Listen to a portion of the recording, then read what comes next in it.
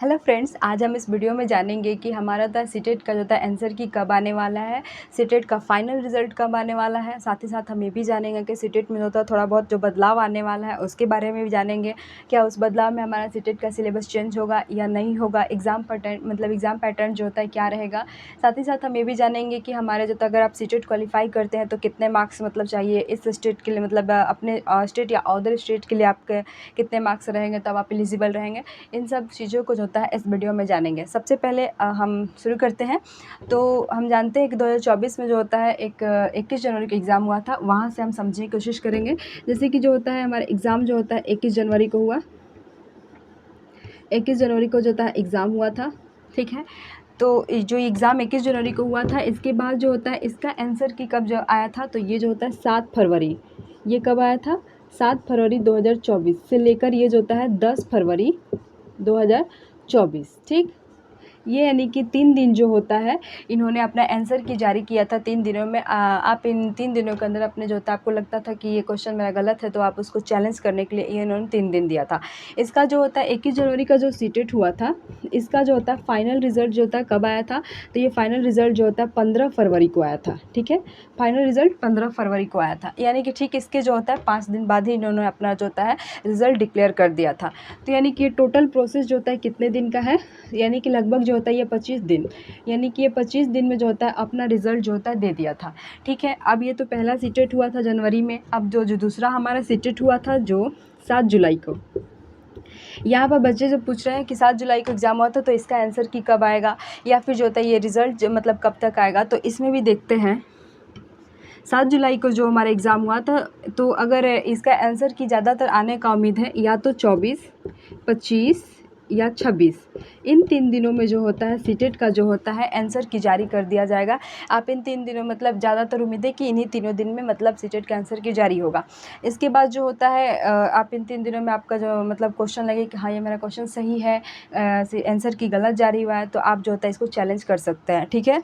इसके बाद जो होता है अगर इसके हम रिज़ल्ट डिक्लेयर की बात करें तो सीटेट का ऑफिशियल वेबसाइट जो है तो वो कहता है कि हम अगस्त लास्ट तक इसका रिज़ल्ट जारी कर देंगे। लेकिन देखा जाए तो ये 25 दिन के अंदर ही जो था सीटेट जो था अपना आंसर जारी कर दिया था। तो इसमें भी अगर हम 25 दिन के अंदर देखें, 25 दिन का, तो ये जो होता है 8 अगस्त के बीच, यानी कि 8 अगस्त या 10 अगस्त, ठीक है, इससे पहले ही जो होता है अपना आंसर जो होता है ये जारी कर देगा। यानी कि 7 जुलाई को होने वाला जो एग्ज़ाम है इसका ज़्यादातर आंसर आने की उम्मीद है अगस्त के पहला सप्ताह में, ठीक है ये, ठीक है। क्योंकि यहाँ भी देखें तो ये क्या बोलते हैं 25 दिन लिया था और ये 25 दिन लगभग जो होता है सीटेट अपना 1 मंथ के अंदर जो होता है ये करवा कर एग्ज़ाम आंसर रिज़ल्ट दे देता है, ठीक है।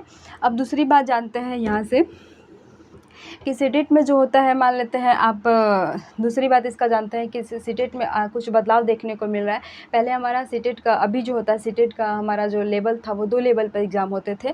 पहला लेवल सीटेट लेवल की बात करें तो 2 लेवल पर होता था। फर्स्ट लेवल जो होता है एग्ज़ाम होता था वो 1 to 5 क्लास का था, 1 to 5, ठीक।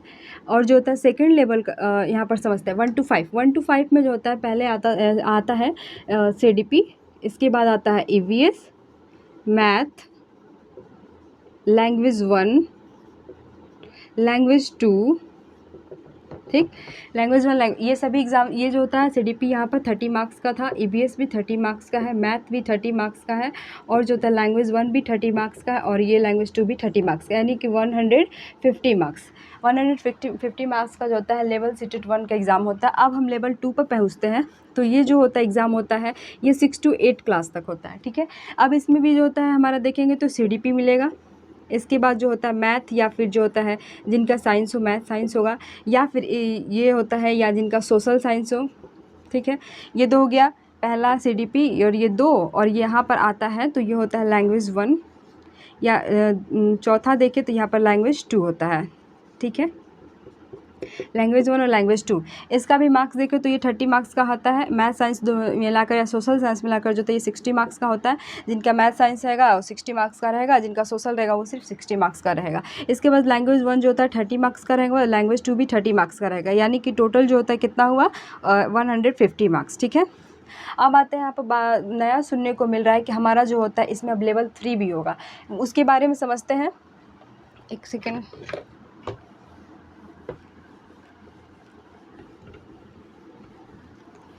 लेवल 3 यहाँ पर मतलब नया सुनने को बात आ रहा है कि सीटेट में जो होता है अब क्या होगा, सीटेट में जो होता है वो लेवल 3 आने वाला है।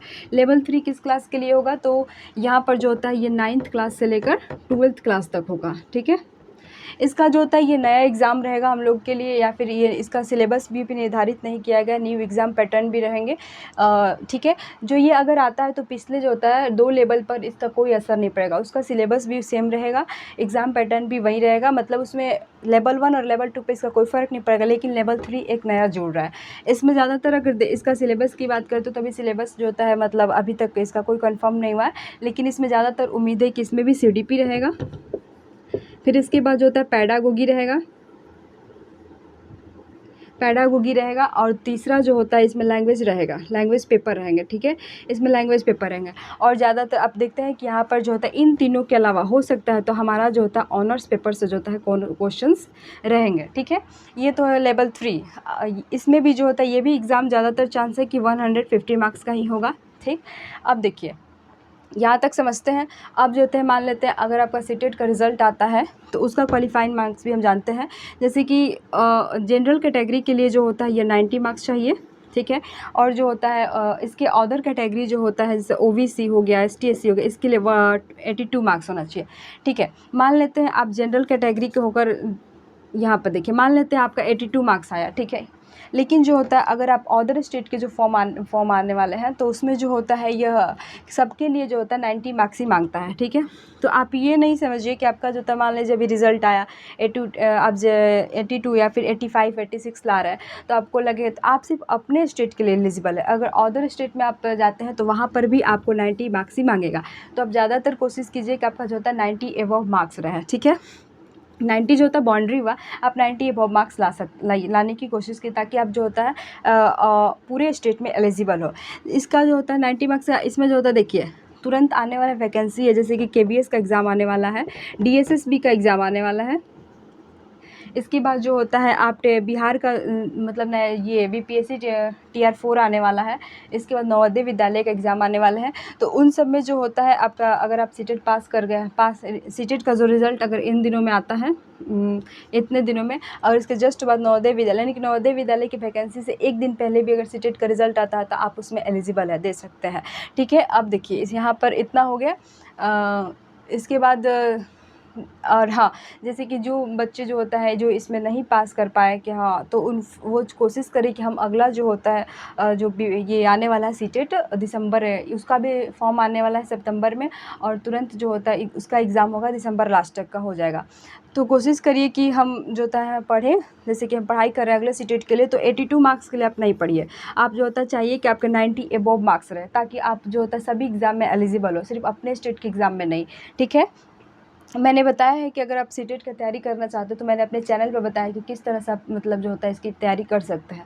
आप एकदम 100% है कि अगर उस तरीके से आप तैयारी करते हैं तो आपका एग्ज़ाम जो होता है निश्चित रूप से निकलेगा, ठीक है। आज के लिए इतना ही, और मैं अपने बारे में बता रही हूँ कि हमारे चैनल पर तुरंत जो होता है बायोलॉजी की क्लासेस शुरू होने वाले हैं, जो सभी जो होता है टीचिंग एग्ज़ाम से मतलब सभी टीचिंग एग्ज़ाम में बायोलॉजी मतलब वो ज़रूरी मतलब इम्पोर्टेंस है, सभी टीचिंग एग्ज़ाम्स के लिए पढ़ाई होंगे। उसमें आप केबीएस के बारे में पढ़, जैसे केबीएस, एस्टेट, सीटेट वगैरह के बारे में पढ़, मतलब सभी से रिलेटेड रहेगा साइंस। तो 3-4 दिन के अंदर हमारा क्लास शुरू होने वाला है। और हाँ, यहाँ पर हाँ, लेवल 3 में जो एग्ज़ामिनेशन हो रहा है, मान लेते हैं ये लेवल 3, तो इसको देना मतलब सभी बहुत ज़रूरी है। जैसे कि मान लेते हैं आप ये एग्ज़ाम देते हैं, तो जैसे कि आप ए स्टेट के लिए मतलब आप वेट नहीं करेंगे उसका वैकेंसी कब आएगा, आप ये एग्ज़ाम देकर भी आप पास होते हैं तो आप मतलब इस पर भी आप ऊपर क्लास का फॉर्म जो होता है भर सकते हैं, ठीक है। आज के लिए इतना ही, थैंक यू सो मच।